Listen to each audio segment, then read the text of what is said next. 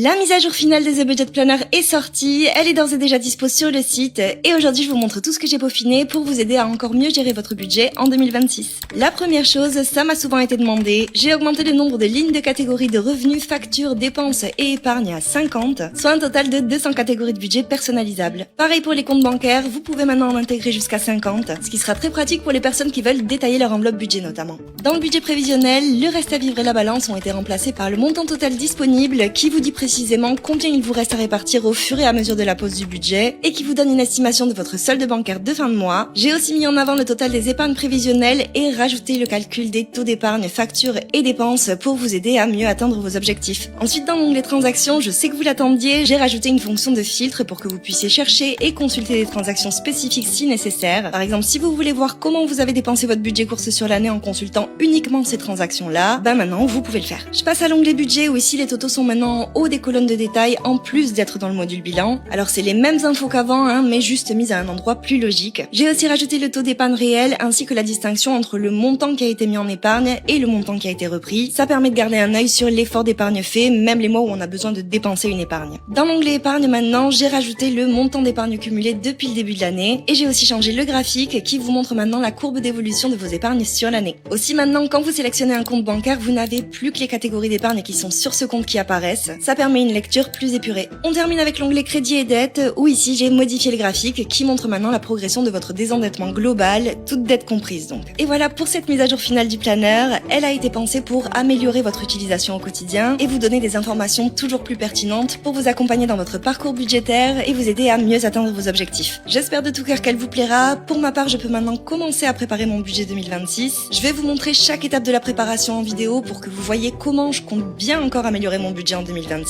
Alors n'hésitez pas à vous abonner pour voir ça et vous en inspirer et qu'on se motive ensemble. Je vous fais des bisous!